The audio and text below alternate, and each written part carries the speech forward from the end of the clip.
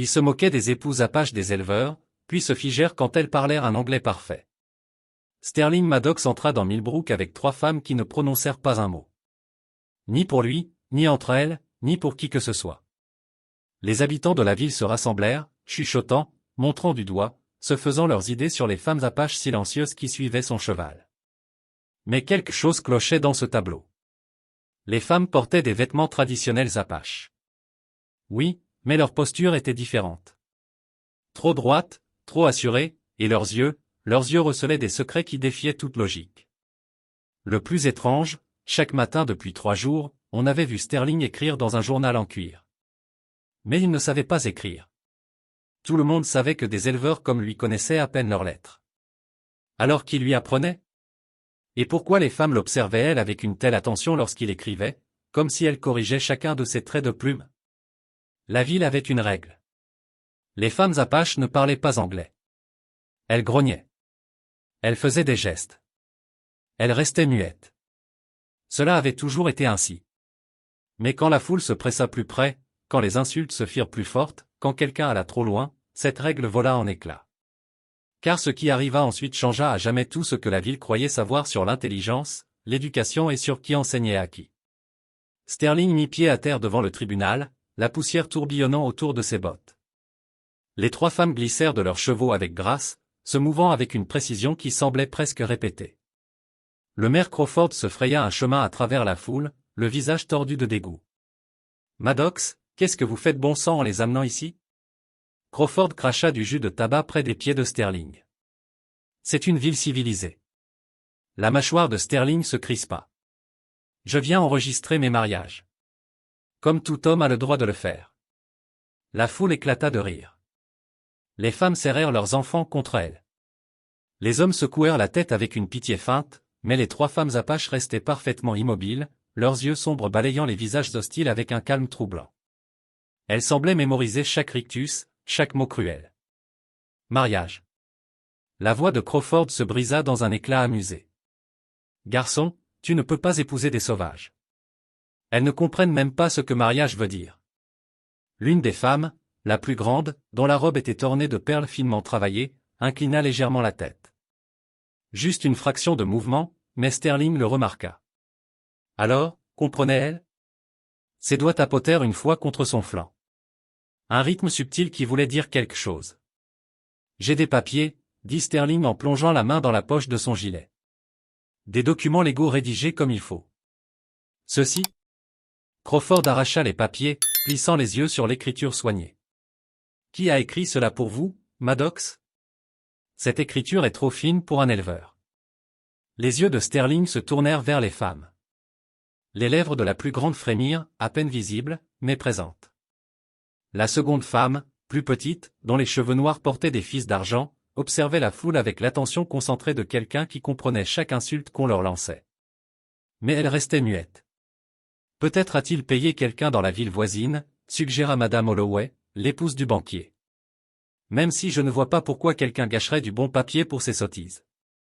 C'est alors que la 3e femme s'avança, plus jeune que les autres, avec dans les yeux une intelligence farouche. Elle ouvrit la bouche comme pour parler, puis la referma, jetant un coup d'œil rapide à ses compagnes. La foule retint son souffle, mais elle ne dit rien. À la place, elle sortit d'une petite bourse perlée ce qui ressemblait à une lettre pliée. Elle la tendit à Sterling, qui la prit avec des mains légèrement tremblantes. Ce qui était écrit sur cette lettre allait tout bouleverser. Sterling déplia la lettre avec des doigts nerveux. Ses yeux s'écarquillèrent à la lecture du script élégant, une écriture qui éclipsait celle des documents du tribunal. Le maire Crawford tenta de jeter un œil par-dessus son épaule, mais Sterling serra le papier contre sa poitrine. « Qu'est-ce qu'il y a d'écrit, Maddox » lança Crawford. « Encore de vos balivernes » Sterling leva les yeux vers les 3 femmes. La plus jeune l'observait intensément, la tête inclinée d'une façon qui laissait entendre qu'elle attendait quelque chose de précis. Les 2 autres l'encadraient comme des gardiennes silencieuses, mais leurs yeux portaient la même expression d'attente. C'est...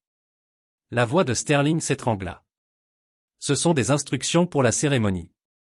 La foule se rapprocha encore. Madame Holloway se fraya un chemin jusqu'au premier rang, le visage crispé de curiosité.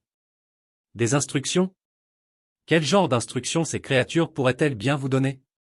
Le mot créature claqua dans l'air comme une gifle. Les épaules de la plus grande des Apaches se raidirent presque imperceptiblement. Les doigts de celle aux cheveux argentés se crispèrent en poing le long de ses flancs. Mais la plus jeune, elle, sourit.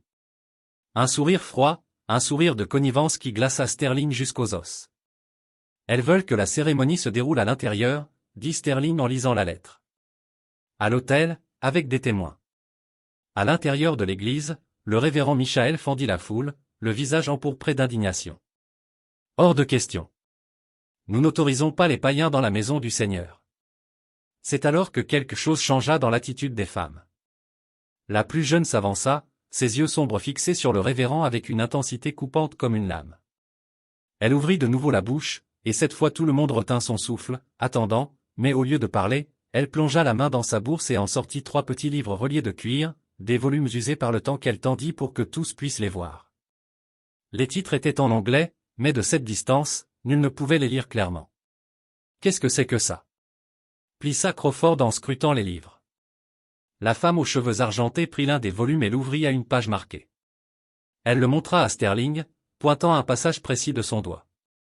Son geste était délicat, instruit, celui de quelqu'un qui manipule un texte précieux. Le visage de Sterling devint livide à mesure qu'il lisait. Ses mains se mirent à trembler. « Qu'est-ce que ça dit » exigea Madame Holloway. « C'est. » Sterling déglutit difficilement. « C'est au sujet des coutumes de mariage, mais pas des coutumes apaches. » Cela parle. Il s'interrompit, regardant les femmes de nouveau. Elles hochèrent la tête, l'encourageant. Cela parle des cérémonies chrétiennes de mariage, dans les règles. La foule se figea dans un silence complet. Quelqu'un au fond chuchota, comment saurait-elle quelque chose sur les cérémonies chrétiennes? La plus jeune referma son livre et le rangea soigneusement. Puis elle fit quelque chose qui glaça chaque personne présente. Elle marcha droit vers le maire Crawford, planta son regard dans le sien et s'inclina lentement, délibérément, dans une révérence parfaite, élégante, qui aurait impressionné les plus grandes dames de la capitale de l'État. Où une femme apache avait-elle appris à s'incliner ainsi? Avant que quiconque ne puisse comprendre ce qu'il venait de voir, le bruit de chevaux approchant résonna dans la rue principale. De lourds sabots, plusieurs cavaliers, et ils arrivaient vite. Sterling reconnut ses montures, et la couleur quitta son visage. Quelqu'un avait prévenu les autorités territoriales, et elles arrivaient avec des questions qui pouvaient coûter la vie à tout le monde. Le capitaine Hawthorne entra sur la place avec 5 soldats armés, leurs uniformes frappés du sceau territorial. La foule recula instinctivement, mais Sterling resta debout. Les 3 femmes apaches l'encadraient comme une garde d'honneur silencieuse. Maddox. La voix de Hawthorne portait toute l'autorité militaire. Nous avons reçu des rapports concernant une cérémonie de mariage illégale impliquant des femmes apaches. Vous connaissez la réglementation sur les relations avec les tribus. La bouche de Sterling s'assécha. Les lois territoriales étaient claires. Les colons blancs ne pouvaient épouser des femmes apaches sans documents officiels de l'agence indienne, et ces permis demandaient des mois à obtenir, quand ils étaient accordés. J'ai des papiers, capitaine, dit Sterling en brandissant les documents du tribunal. Hawthorne mit pied à terre, ses bottes frappant la poussière avec autorité. Montrez-moi ça. Il arracha les papiers et les examina d'un œil exercé. Ce sont des documents du tribunal local. Où est votre permis de l'agence indienne? La foule murmura avec anxiété. Les choses devenaient graves. Sans permis en règle, Sterling risquait la prison et les femmes pouvaient être renvoyées de force à la réserve. C'est alors que la plus grande des Apaches fit un pas en avant. Elle sortit de sa robe une enveloppe de cuir scellée de cire rouge. Elle la remit directement au capitaine Hawthorne avec la maîtrise de quelqu'un habitué à traiter avec des officiers militaires. Hawthorne fixa l'enveloppe, intrigué. Qu'est-ce que c'est? La femme désigna le sceau, puis pointa Sterling, puis elle-même et ses compagnes. Ses gestes étaient précis, délibérés, le genre de communication silencieuse qu'on utilise quand on connaît parfaitement la langue, mais qu'on choisit de ne pas parler. Elle essaie de vous dire quelque chose, murmura Madame Holloway. Hawthorne brisa le sceau et déplia le document à l'intérieur. Son expression changea aussitôt. Le papier avait l'air officiel. Papier épais, langage formel, plusieurs signatures. C'est une lettre de recommandation de l'école indienne de Carlisle. La foule poussa un cri de surprise.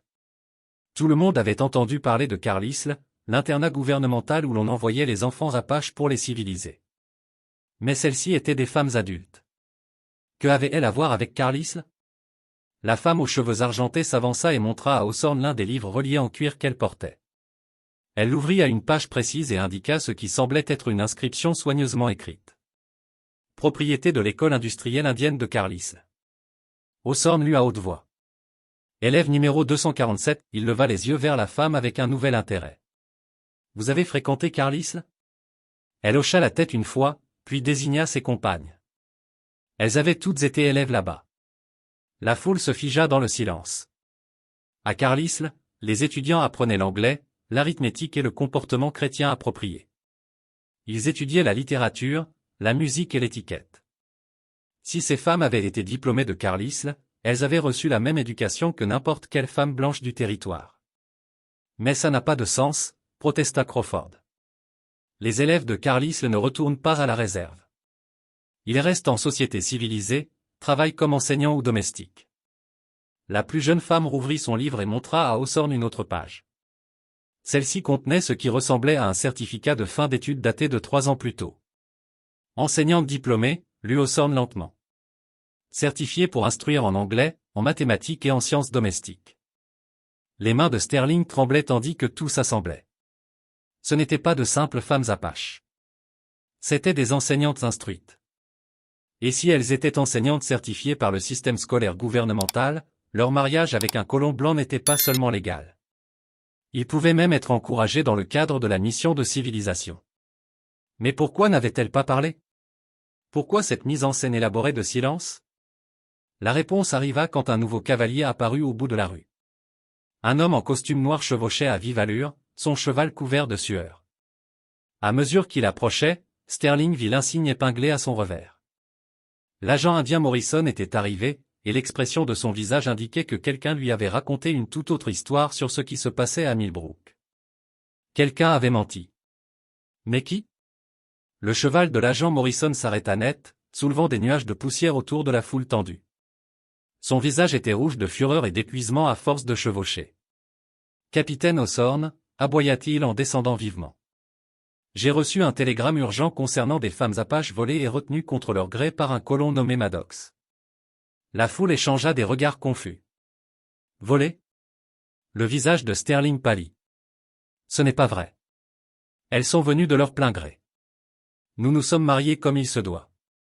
Morrison sortit de sa poche un télégramme froissé. Ce message affirme que vous avez enlevé 3 femmes apaches de la réserve et les avez forcées à des mariages illégaux. Il plissa les yeux vers Sterling avec suspicion. L'expéditeur dit que les femmes tentaient de s'échapper, mais qu'elles ne pouvaient pas appeler à l'aide car elles ne parlaient pas anglais. Les 3 femmes apaches restèrent parfaitement immobiles, mais quelque chose avait changé dans leur posture. Les mains de la plus grande se crispèrent en poing. La respiration de celle aux cheveux argentés devint courte et rapide. La plus jeune inclina la tête, observant Morrison avec l'intensité d'un prédateur évaluant sa proie. « Qui a envoyé ce télégramme » demanda le capitaine Hawthorne. Morrison consulta le papier. Quelqu'un nommé Garrett Finch prétend être un citoyen inquiet qui aurait été témoin de l'enlèvement. Le sang de Sterling se glaça. Garrett Finch possédait le plus grand ranch du territoire et faisait pression depuis des mois pour que Sterling vende sa terre. Si Sterling était arrêté et que sa propriété était confisquée, Finch pourrait l'acheter aux enchères pour presque rien. C'est un mensonge, dit Sterling. Finch veut mon ranch, il essaie de me forcer à partir depuis 1 an. Belle histoire commode, répliqua Morrison. Mais ces femmes ne peuvent pas se défendre elles-mêmes. Elles ne parlent pas anglais. Il se tourna vers les Apaches. Mesdames, si vous êtes tenues contre votre gré, vous pouvez venir avec moi maintenant. Je vous ramènerai en sécurité à la réserve. Les 3 femmes se regardèrent, et pour la première fois, quelque chose passa entre elles. Une communication silencieuse qui ressemblait presque à des paroles. La plus jeune leva légèrement les sourcils. Celle aux cheveux argentés secoua imperceptiblement la tête. La plus grande serra les lèvres, comme pour contenir sa colère. Morrison fit un pas de plus. Vous n'avez pas à avoir peur. Si cet homme vous a menacé ou forcé à quoi que ce soit, hochez simplement la tête et je l'arrêterai immédiatement.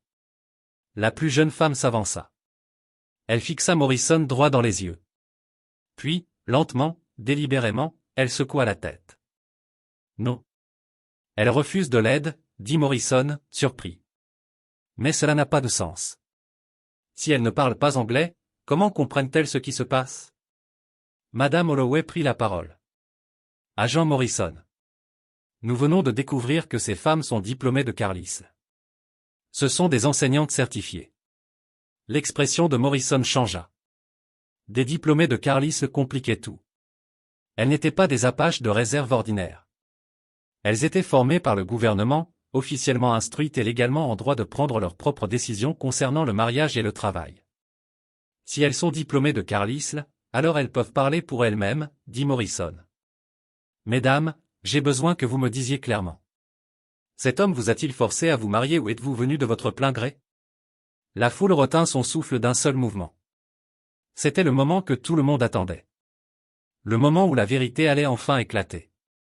Les trois femmes se regardèrent encore. La plus jeune hocha légèrement la tête vers ses compagnes. Celle aux cheveux argentés redressa les épaules. La plus grande inspira profondément. Toutes trois ouvrirent la bouche pour parler. Mais avant qu'elles ne puissent prononcer un seul mot, le bruit de chevaux au galop tonna dans la rue principale. Trois cavaliers arrivaient à toute vitesse, et le cœur de Sterling se figea lorsqu'il reconnut le cheval de tête.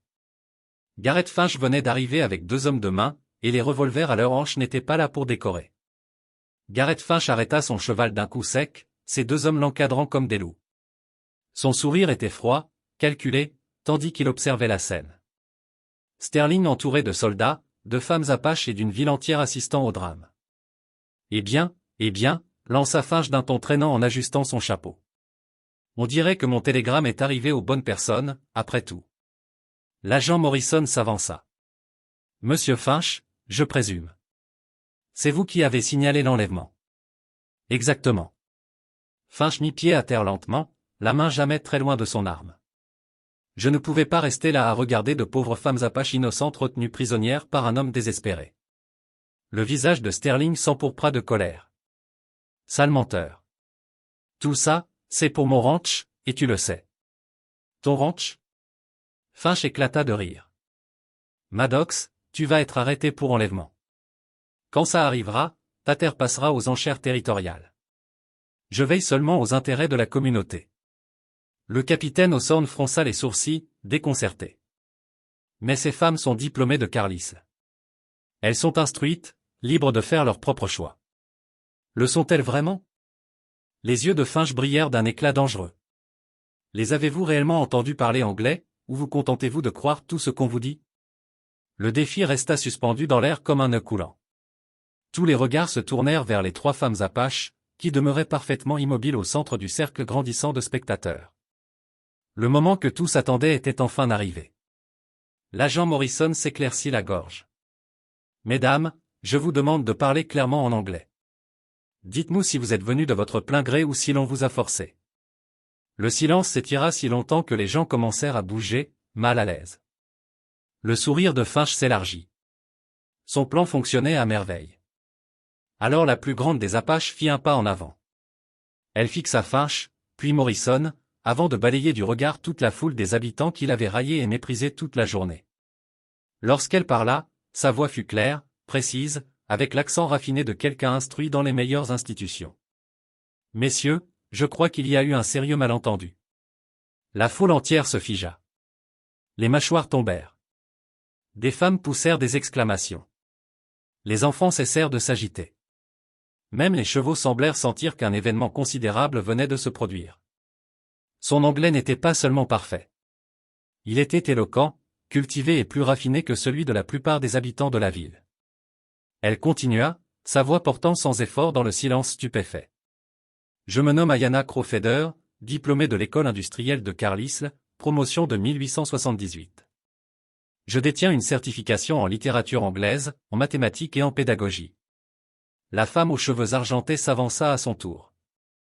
Je suis Kiona Standing Bear, diplômée de Carlisle, certifiée en sciences domestiques et en théologie chrétienne. Son accent portait les traces d'une éducation orientale qui égalait n'importe quelle école de jeunes filles distinguées. La plus jeune adressa un sourire glacial à Finch. Et je suis Takala Swift Arrow, enseignante certifiée, couramment bilingue en anglais, apache, espagnol et français.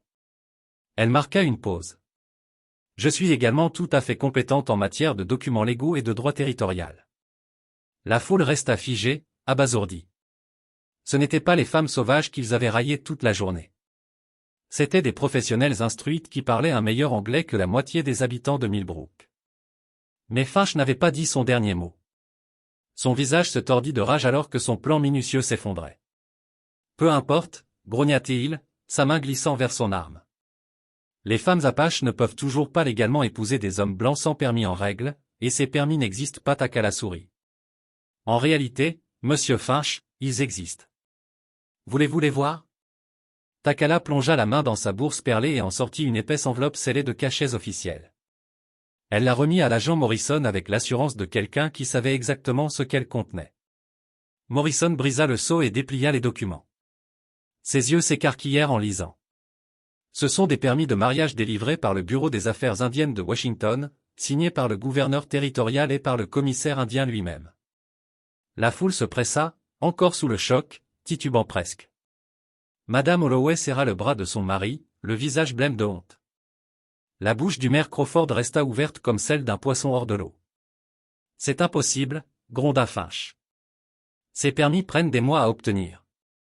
Comment 3 femmes apaches pourraient-elles naviguer dans la bureaucratie fédérale mieux que vous, monsieur Finch? La voix d'Ayana se fit sucrée et acide à la fois.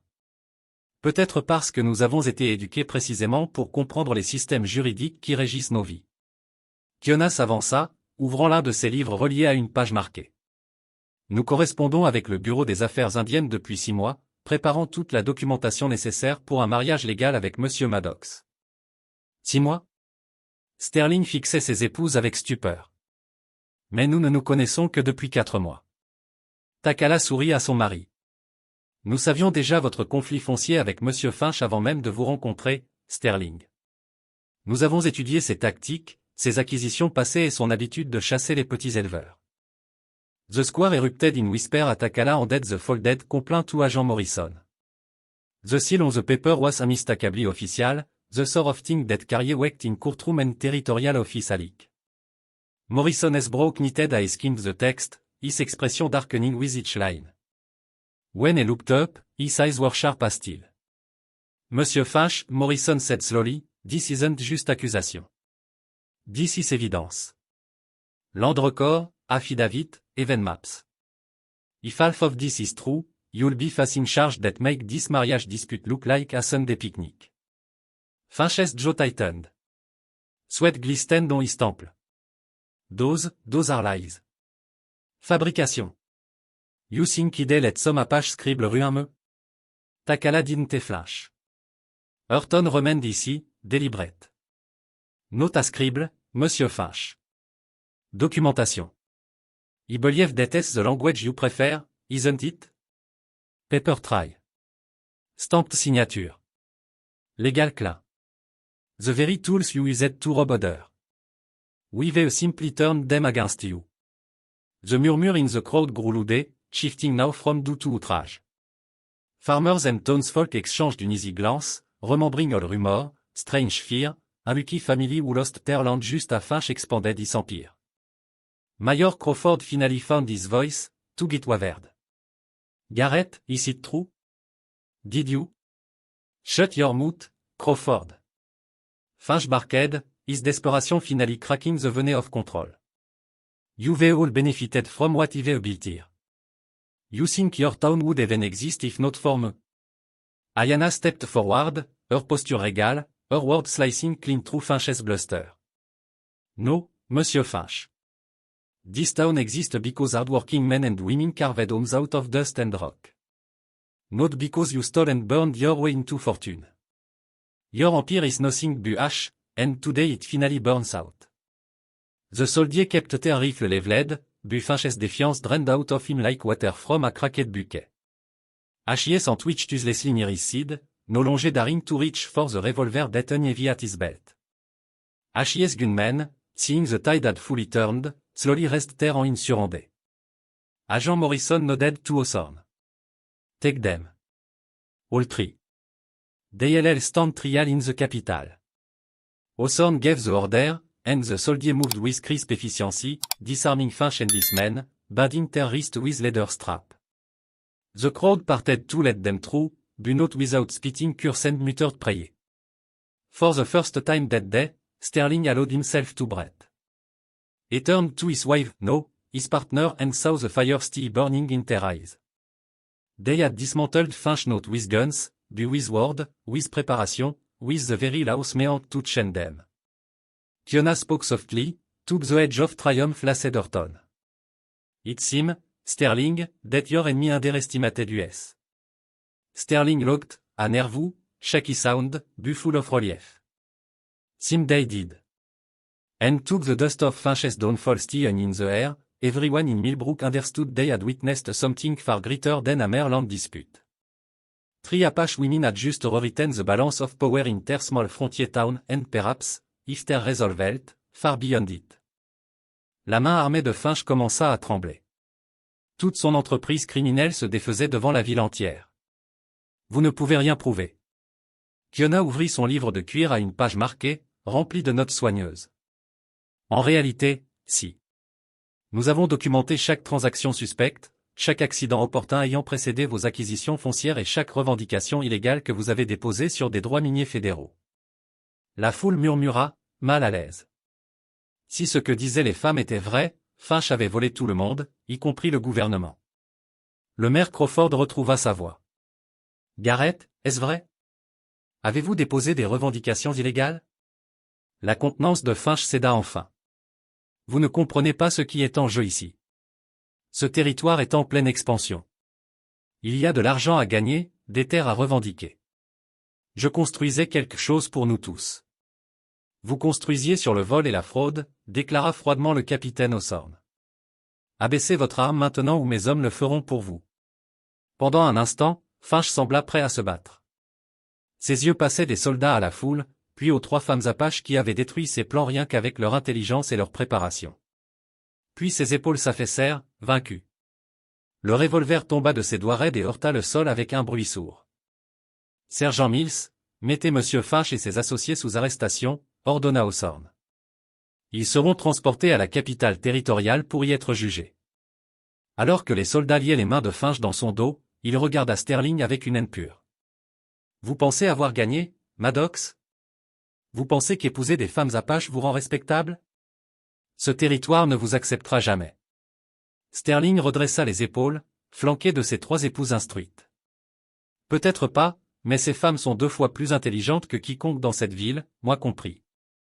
Si le territoire ne peut pas l'accepter, c'est sa perte. Le révérend Michael s'avança avec hésitation. Monsieur, pour la cérémonie religieuse que vous avez demandée. Si ces dames sont vraiment des chrétiennes certifiées avec tous leurs documents. Ayana sourit avec grâce. Révérend, ce serait pour nous un honneur que nos mariages soient bénis dans votre église. Nous sommes toutes baptisées et confirmées dans la foi épiscopale à Carlisle. La transformation dans la foule était visible. Ce qui avait commencé par des moqueries et des préjugés se muait lentement en étonnement et respect réticent. Mais le véritable test viendrait quand les soldats partiraient et que Sterling et ses épouses devraient construire leur vie ensemble dans une ville qui les avait si profondément mal jugés. La question était désormais de savoir si Millbrook était prête à accepter 3 enseignantes apaches comme membres respectés de la communauté. 3 semaines plus tard, la cloche de l'église de Millbrook retentit à travers la vallée tandis que le révérend Michael célébrait la cérémonie de bénédiction pour Sterling et ses 3 épouses. Les bancs étaient remplis de villageois venus assister à ce que beaucoup appelaient désormais le mariage le plus remarquable de l'histoire territoriale. Ayana, Kiona et Takala se tenaient à l'autel dans leurs plus belles robes. Pas des vêtements traditionnels en lambeaux, mais des robes chrétiennes élégantes qu'elles avaient cousues elles-mêmes grâce aux compétences acquises à Carlisle. Leur posture était fière, leur voix claire alors qu'elles récitaient leurs vœux en anglais parfait, résonnant à travers la musique de l'église. Sterling avait été transformé par l'expérience. Le rancher nerveux et défensif qui était arrivé en ville se tenait maintenant confiant, droit, aux côtés de 3 femmes qui lui avaient enseigné que l'intelligence et l'éducation pouvaient être plus puissantes que n'importe quelle arme. Le maire Crawford, encore rouge de son humiliation précédente, lut une excuse officielle au nom du conseil municipal. Nous avons échoué à reconnaître la dignité et les réalisations de ces femmes remarquables. Millbrook est honoré de les accueillir comme citoyennes et voisines à part entière. Madame Holloway était devenue l'une de leurs plus ferventes admiratrices après que Takala eut aidé sa fille en mathématiques avancées. Je n'ai jamais rencontré quelqu'un d'aussi raffiné et instruit, murmura-t-elle à son mari pendant la cérémonie. L'agent Morrison annonça des nouvelles qui firent sourire toutes les personnes présentes, sauf les prisonniers. Garrett Finch avait été condamné à 5 ans de prison territoriale pour fraude, revendications illégales sur des minerais et dépôt de rapports mensongers. Ses associés reçurent chacun 2 ans de prison. Toutes les terres acquises illégalement seraient restituées à leurs propriétaires légitimes ou vendues aux enchères publiques. Le capitaine Hawthorne ajouta, le gouverneur territorial a personnellement félicité la famille Maddox pour sa coopération dans la dénonciation de la corruption. Madame Ayanna Maddox s'est vue proposer un poste d'inspectrice de l'éducation territoriale, supervisant les écoles dans toute la région. Après la cérémonie, les jeunes mariés retournèrent à leur ranch, où le véritable travail commença. Sterling découvrit que ses épouses apportaient bien plus que l'éducation à leur mariage. Elle apportait l'innovation. Ayanna introduisit de nouvelles méthodes d'enseignement à l'école locale. Kiona appliqua des principes scientifiques à l'agriculture, augmentant les rendements des cultures. Takala établit une correspondance avec des avocats territoriaux, garantissant que d'autres mariages mixtes bénéficieraient d'une protection légale appropriée. Le ranch prospéra comme jamais auparavant. Sterling apprit à lire et à écrire couramment grâce à l'enseignement patient de ses épouses. Elles lui enseignèrent la comptabilité, la gestion des terres et même quelques notions de langue et de coutumes apaches. En retour, il partagea ses connaissances en élevage, chasse et survie dans l'Ouest. 6 mois après ce premier jour à Millbrook, Sterling s'assit sur sa véranda, observant ses épouses enseigner à un groupe d'enfants locaux, blancs et apaches, dans leur salle de classe en plein air. Le site le remplit d'une fierté qu'il n'avait jamais imaginée. La ville avait appris une leçon précieuse sur le danger des suppositions. Les 3 femmes qu'ils avaient méprisées comme sauvages s'étaient révélées être les résidentes les plus instruites, capables et dignes de tout le territoire. La maison vide de Finch restait un rappel de ce qui se produit lorsque la cupidité et les préjugés remplacent la sagesse et le respect. Ces terres avaient été vendues à 3 familles apaches qui les exploitaient avec succès grâce à des techniques agricoles modernes. Ce jour-là à Millbrook, Sterling Maddox n'avait pas seulement gagné des épouses. Il avait gagné des partenaires, des enseignantes et des amis qui le poussèrent à devenir un homme meilleur, et le territoire avait accueilli 3 citoyennes dont les contributions seraient rappelées pendant des générations. Le rancher, autrefois moqué pour ses choix, commandait désormais le respect dans toute la région. Ses épouses apaches, autrefois méprisées comme des sauvages silencieuses, étaient reconnues comme certaines des meilleures enseignantes et des femmes les plus accomplies du territoire. Elles avaient gagné plus qu'une reconnaissance légale. Elles avaient gagné le droit de se définir selon leurs propres termes, de parler avec leur propre voix, en anglais parfait, à quiconque voulait écouter.